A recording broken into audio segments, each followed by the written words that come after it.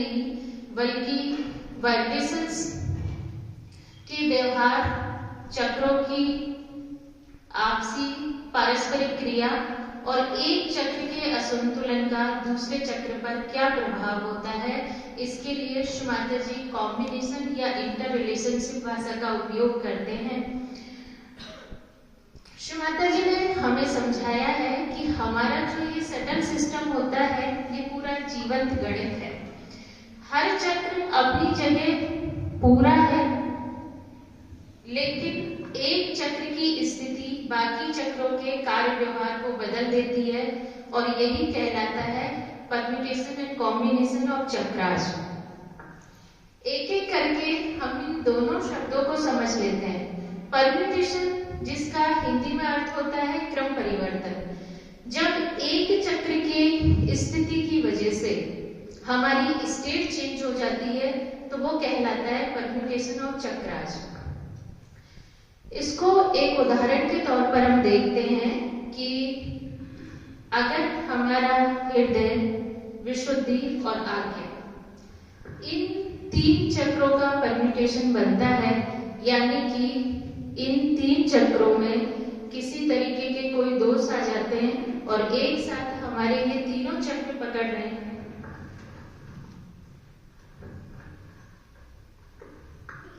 तो होगा क्या? हमारा हृदय कमजोर होगा। हृदय कमजोर होने का मतलब कि हमारे अंदर फियर फैक्टर होगा, इनसिक्योरिटी होगी, कॉन्फिडेंस कम होगा, जिसकी वजह से हमारे अंदर गिल्ट आएगा और गिल्ट के कारण हम अपने आप को या फिर उस व्यक्ति को जिसने हमारे अंदर वो फियर फैक्टर या इनसिक्योरिटी का भाव प्रवोक किया या फिर वो गिल्ट प्रवोक किया, उसे क्षमा नहीं कर पाएंगे और इस वजह से ये तीनों चक्र एक साथ बाधित होंगे। ये है नेगेटिव परम्यूटेशन चक्रों का, जब एक चक्र के में दोष आने की वजह से दूसरा और तीसरा चक्र प्रभावित होता है तो हमारी वो सब क्वालिटीज दब जाती है। अब इससे होता क्या है कि हमारा मन असुरक्षित रहेगा, हमारे अंदर दोष भाव रहेंगे और पूरे समय हमारे सर में भारीपन रहेगा। ये स्टेट हम सब ने फील की होगी। इसको ये एक तरीके की एक्सट्रीम में इमोशनल स्टेट है, या कहें जिसको अपन लोग बहुत सिंपल भाषा में बोलते हैं कि लेफ्ट का पकड़ना, सीवियर लेफ्ट का पकड़ना। तो ये पूरी की पूरी तीन चक्रों के कॉम्बो से एक स्टेट बन गई जिसमें हम बहुत ज्यादा इमोशनल स्टेट में चले गए। इसी तरीके से अगर किसी व्यक्ति के चक्र बहुत अच्छे से कार्य कर रहे हैं, उसके अंदर उन चक्रों की क्वालिटी है, तो वो उस व्यक्ति की अलग तरह से स्टेट को चेंज कर देते हैं, जिसे पॉजिटिव परम्यूटेशन कहते हैं। उदाहरण के लिए अगर किसी का नाभि बहुत अच्छे से खुला हुआ है, यानी उसके नाभि में संतोष है, उसका स्वादिष्ठान अपने आप शांत होगा, स्वादिष्ठान की जो गुण है क्रिएटिविटी वो उसके अंदर होंगे और इसकी वजह से अगर अपन देखते हैं कि उसका आज्ञा खुला हुआ है और सहस्त्रार पूरी तरह से कार्य कर रहा है, तो ऐसा जो व्यक्ति होगा उसकी स्टेट होगी, उसके ये पूरी वाइब्रेशनल जो क्वालिटी है वो चेंज हो जाएगी। नाभि, स्वादिष्ठान और सहस्त्रार अगर किसी व्यक्ति का खुला हुआ है, यानी कि व्यक्ति में संतोष है, क्रिएटिविटी है, अंदर से पूरी तरह शांत है और सहस्त्रार खुला होने की वजह से वो डिवाइन से कनेक्ट है। इसका मतलब डिवाइन द्वारा वो गाइड हो रहा है और ऐसा व्यक्ति डिवाइन का बहुत अच्छा इंस्ट्रूमेंट बनता है। ऐसे व्यक्ति की जो स्टेट होती है वाइब्रेशनल, उसकी क्वालिटी होती है, उसे अगर कोई दूसरा व्यक्ति उसके संपर्क में आता है, उससे बात करता है तो बहुत अच्छे से महसूस कर पाता है। उससे बात करते हुए, सामने वाले व्यक्ति से बात करते हुए उसको स्वयं को भी अपने अंदर बहुत शांति महसूस होती है। हम सब ने ये दोनों स्टेट फील की होगी सहयोग में, कभी ना कभी किसी ना किसी रूप में। अभी जिस स्टेट की अपन बात कर रहे हैं जिसमें वाइब्रेशंस का फ्लो बढ़ जाता है और हम अपने हर चक्र पर और हर दिन रूटीन लाइफ में डिवाइन ब्लेसिंग्स को फील करते हैं। ऐसी स्टेट हमारी अक्सर होती है जब हम सहज योग में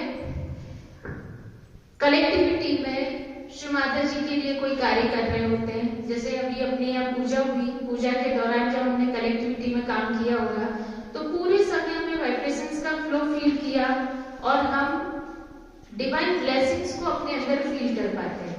तो इस तरीके से ये दोनों पॉजिटिव और नेगेटिव परम्यूटेशंस बनते हैं।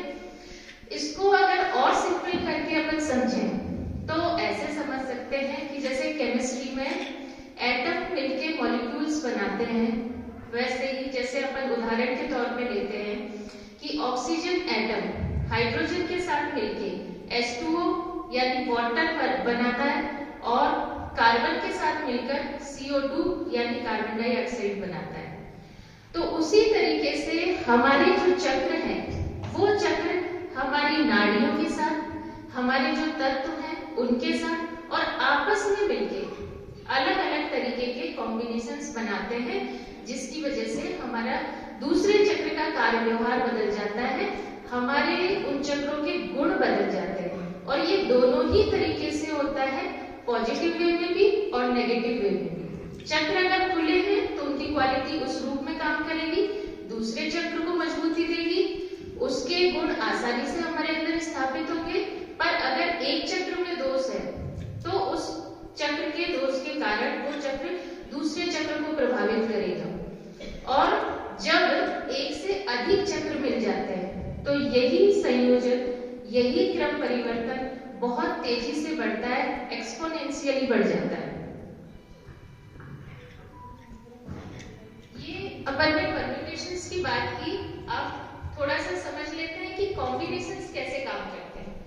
कॉम्बिनेशंस का सहज योग में मतलब है कि एक चक्र की क्वालिटी की वजह से दूसरे चक्र का एक्टिवेट या हार्मोनाइज होना। हर चक्र की, हम जितने चक्र देखते हैं 4 से लेकर 16 पैटर्न होती है, हर पैटर्न की अपनी वाइब्रेशनल क्वालिटी है। जब एक चक्र के साथ दूसरे चक्र के गुण मिलते हैं तो उन दोनों गुणों के मिलने से हमारी पर्सनैलिटी में एक नए गुण की स्थापना होती है। उदाहरण के तौर पर अगर हम इसे देखें तो अगर हमारा हृदय में आत्मविश्वास है, हमारे आज्ञा में क्षमा का भाव है, तो हमारी पूरी पर्सनैलिटी में निर्भीकता अपने आप आ जाएगी। इसी तरीके से अगर हमारे नाभि में संतोष है और विशुद्धि में सही व्यक्तित्व है तो कूटनीति का गुण हमारे चरित्र में अपने आप आ जाएगा।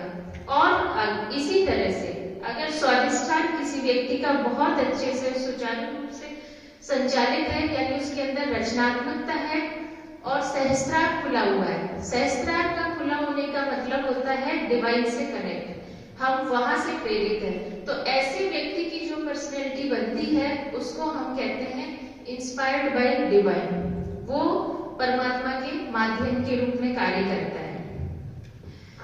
तो कहने का सार ये है कि जब सभी चक्रों की क्वालिटी आपस में संयोजित होती है और हमारी पूरी एक पर्सनैलिटी बनके सामने आती है तो उसे माता जी ने कहा है इंटीग्रेटेड पर्सनैलिटी। अब ये जो हमने परम्यूटेशंस कॉम्बिनेशंस को देखा, ये काम कैसे करते हैं इसको समझ लेते हैं। चक्र अकेले नहीं है, वो पूरा का पूरा एक नेटवर्क है। एक चक्र का जो भी गुण है या दोष है वो दूसरे चक्र के कार्य व्यवहार को प्रभावित करता है। क्वेश्चन अपन थोड़ा बाद में लेंगे एक बार, है ना, थोड़ा सा टॉपिक ऐसा है कि हो सकता है मैं भी भूल जाऊंगी एक बार अपन थोड़ा सा इसको समझ ले, बाद में क्वेश्चन आंसर रहेंगे जब उदाहरण लेंगे। चक्र अकेले काम नहीं करते, चक्र पूरा की पूरा एक नेटवर्क है। जब एक चक्र में इम्बैलेंस आता है तो दूसरा चक्र उसे अपने आप कंपनसेट कर लेता है। और जब इस तरीके से चक्रों का कॉम्बिनेशंस बदलता है कि एक चक्र के साथ दूसरा चक्र इम्बैलेंस होता है तो हमारी कुंडलिनी का फ्लो बदल जाता है। कुंडलिनी चक्रों को ठीक ठीक करने के लिए खुद ब खुद काम करती है और उसी हिसाब से अपनी गति और दिशा को बदल लेती है। जैसे पानी अपनी जगह स्वयं बनाता है, वैसे ही कुंडलिनी हमारे चक्रों को ठीक करने के लिए उसकी गति चेंज होती है। श्रीमाता जी ने बताया कि कुंडलिनी जिगजैग मोशन में काम करती है। मान लीजिए कुंडलिनी हमारे मूलाधार से ऊपर उठ गई, हमारे स्वादिष्ठान पे पहुंची, लेफ्ट स्वादिष्ठान को क्लियर किया, फिर मध्य स्वादिष्ठान पर आकर नाभि पर गई। अब नाभि के बाद वापस अगर हमारे लेफ्ट स्वादिष्ठान में खिंचाव है तो कुंडलिनी फिर से नीचे आती है। तो ये कुंडलिनी अपनी गति और दिशा अपने चक्रों के हिसाब से अपने आप तय करती है और इसको श्रीमाता जी ने लिविंग एडजस्टमेंट कहा है कुंडलिनी की इस कार्य में। यानी अगर हम ऐसी स्थिति में आ जाएं कि कुंडलिनी हमारे अंदर आराम से काम कर रही है तो चक्रों का इम्बैलेंस ठीक हो सकता है। ऐसी स्थिति कब आती है? जब हम मध्य नाड़ी पर होते हैं। मध्य नाड़ी पर हम कब होते हैं? जब हम थॉटलेस होंगे, यानी प्रेजेंट की स्टेट में होंगे, वर्तमान में होंगे। यानी थॉटलेस होने का मतलब सीधा सीधा जो आज हम लोगों ने ये वर्कशॉप रखी है और जिस एक चक्र की महत्ता को हम यहाँ पर डिस्कस कर रहे हैं, आज्ञा चक्र, आज्ञा चक्र से रिलेटेड है। यानी हमारा अगर आज्ञा क्लियर है तो हम थॉटलेस अवेयरनेस को बहुत जल्दी पा लेते हैं, निर्विचारिता की स्थिति में आ जाते हैं। निर्विचारिता की स्थिति है मध्य की स्थिति। यानी इसमें होता क्या है? श्रीमाता जी कहते हैं कि ईड़ा और पिंगला जब आपस में मर्ज हो जाते हैं तो सुषुम्ना अपने आप से सक्रिय हो जाती है। सुषुम्ना का सक्रिय होने का मतलब है कि कुंडलिनी का ऊपर चढ़ना, और जब कुंडलिनी ऊपर चढ़ेगी तो वो हमारे चक्रों के परम्यूटेशंस कॉम्बिनेशंस को अपने आप ठीक कर देगी और हम बहुत जल्दी आज्ञा को क्रॉस करके सहस्त्रार पर पहुंच जाएंगे और सहस्त्रार पर सभी तरीके के परम्यूटेशंस कॉम्बिनेशंस या यूं कहें सभी चक्र इंटीग्रेट हो जाते हैं। सहस्त्रार जिसको श्रीमाता जी द मास्टर परम्यूटेशन बोलते हैं कि वहां पर आकर सभी चक्र अपने आप संयोजित हो जाते हैं और वो एक बैलेंस की स्टेट है। पर श्रीमाता जी ने हमें ये भी बताया है कि चक्र स्वतंत्र नहीं है, वो एक दूसरे के पूरक है। हर चक्र किसी न किसी दूसरे चक्र को किसी न किसी रूप में पूरा कर रहा होता है। जैसे अपन इसको थोड़ा सा एग्जाम्पल के तौर पे समझते हैं कि मूलाधार चक्र की स्थिरता हमारी ईड़ा और पिंगला को संतुलन में लाती है। अभी अपन ने संतुलन की बात की कि संतुलन में आते ही तो कुंडलिनी वर्क करती है और अपने आप ये परम्यूटेशन कॉम्बिनेशन ठीक होते हैं। लेकिन संतुलन में आने के लिए सबसे ज्यादा जरूरी क्या है? वो है हमारा मूलाधार चक्र। मूलाधार चक्र अगर हमारा बैलेंस है, स्थिर है, तो अपने आप वो ईड़ा और पिंगला दोनों को संतुलित कर देगा। श्रीमाता जी ने मूलाधार चक्र के लिए बहुत सारे एग्जाम्पल बताए हैं। जैसे श्रीमाता जी बच्चों के टॉय का एग्जाम्पल देते हैं कि बच्चों का एक जो टॉय होता है जिसमें नीचे छर्रे होते हैं और थोड़ा सा वेट होता है, उसको अगर एक तरफ धक्का दो तो वो अपने आप लेफ्ट राइट में होकर थोड़ी देर बाद बैलेंस में हो जाता है। ऐसे ही अगर हमारा मूलाधार चक्र उसमें ग्रेविटी है, उसमें स्थिरता है, तो मूलाधार चक्र अपने आप हमारे ईड़ा और पिंगला दोनों को बैलेंस में ले आएगा बहुत जल्दी। मूलाधार के लिए श्रीमाता जी ने और भी बहुत सारे एग्जाम्पल दिए हैं कि जैसे आंधी में हम देखते हैं कि बहुत सारे पेड़ गिर जाते हैं, पर कोई एक पेड़ जिसकी जड़ें बहुत मजबूत और गहरी होती हैं, वो पेड़ सीधा खड़ा रहता है। कहने का मतलब कि मूलाधार हमारी जड़ें हैं, वो जितना मजबूत और गहरा होगा उतनी ही आसानी से हम अपने संतुलन को प्राप्त कर लेते हैं।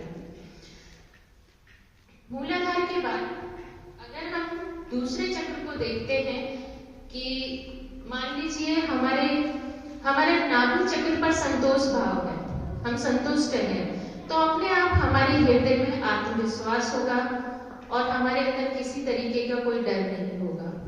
ऐसे ही अगर हमारा स्वादिष्ठान खुला हुआ है, शांत है, रचनात्मक है, तो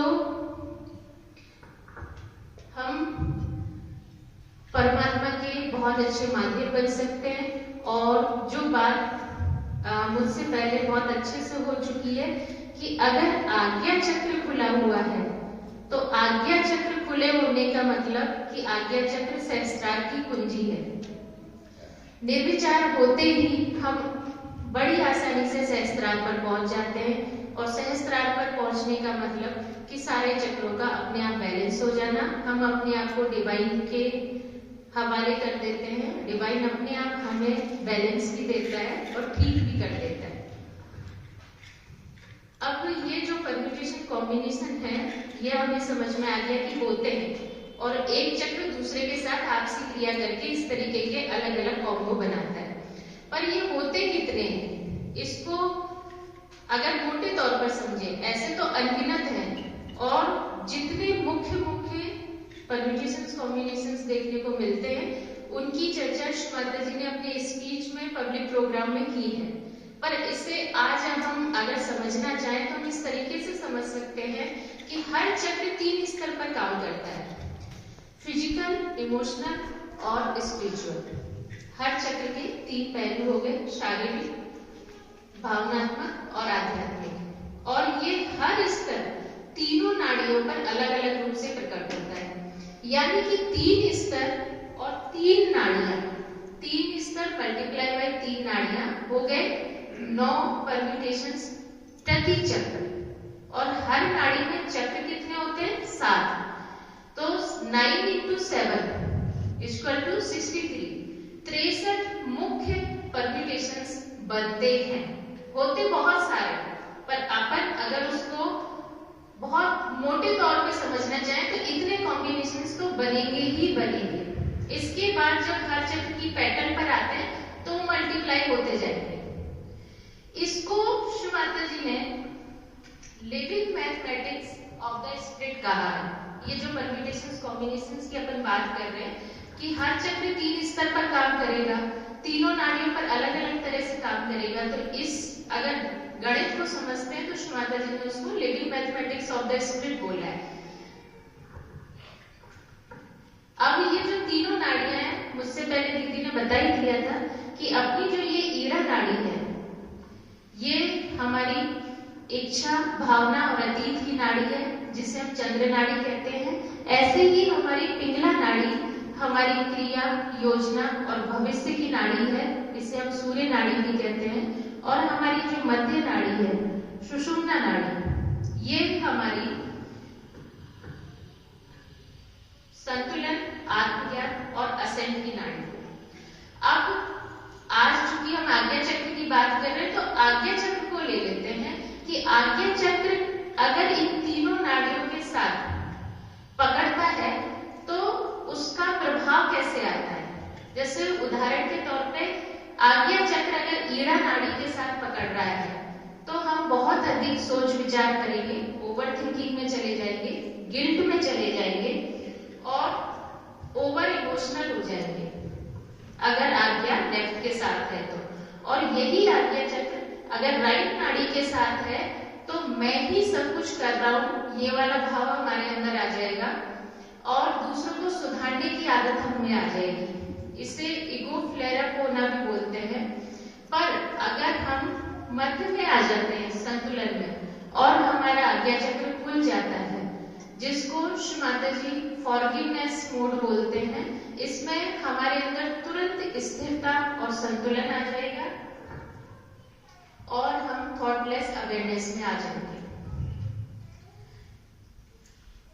इस प्रकार चक्र